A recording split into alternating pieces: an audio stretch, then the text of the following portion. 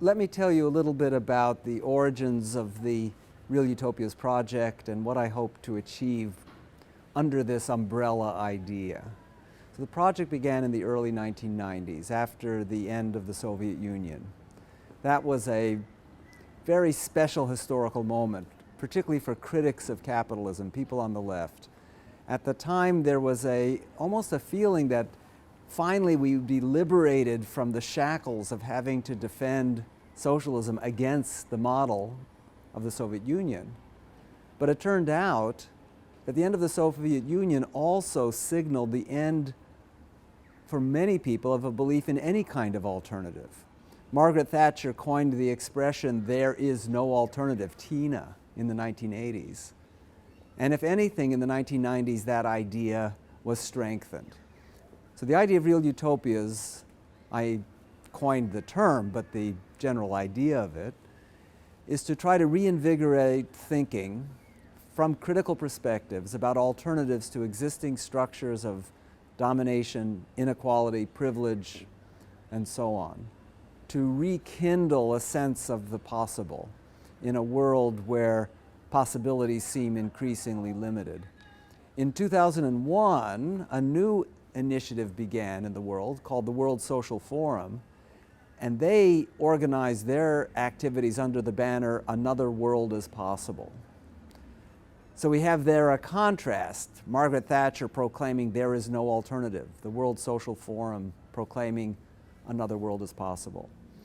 It's in that context that I then began writing the book, Envisioning Real Utopias, which is meant to bring together a wide range of ideas around these themes in a coherent way, so that we can really begin systematically and seriously thinking about not only what alternatives are possible, but how to get from here to there. I'd like to talk a little bit about capitalism as an economic system and some of its dynamics, and particularly about its relationship to the environment. It's one of the themes that I pursue. This is located within a broader spectrum of problems. I identify 4 key values that are problematic in capitalism: equality, democracy, community, and sustainability. So this concerns the 4th of these values, sustainability.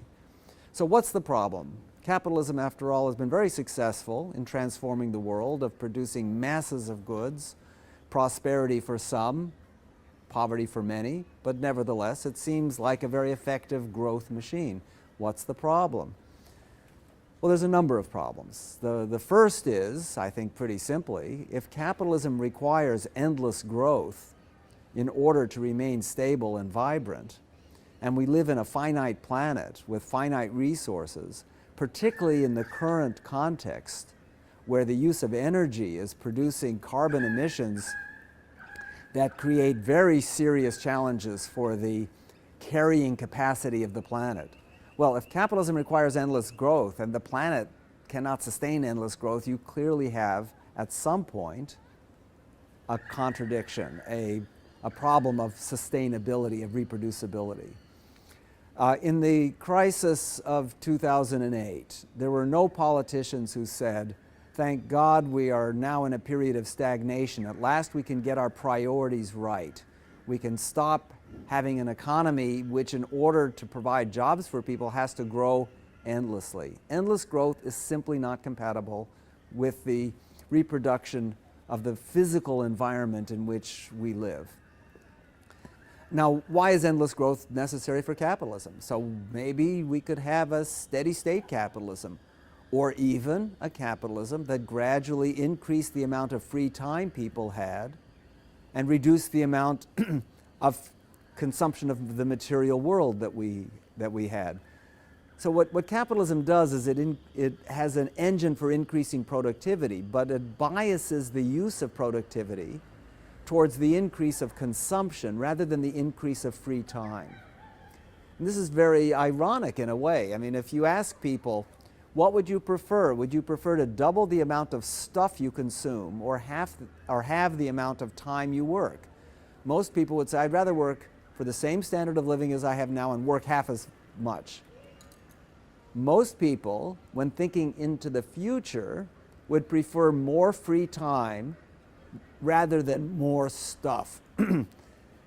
But if people actually were able to act on that principle, capitalist firms would find it difficult to sell their products.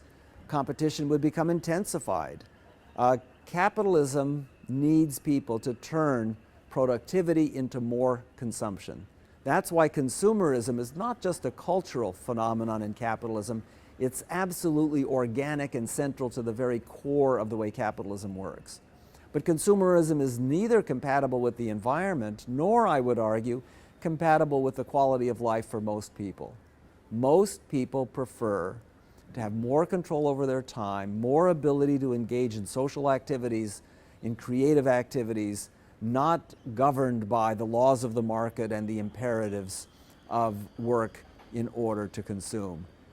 And capitalism does not make that a possible future for most people.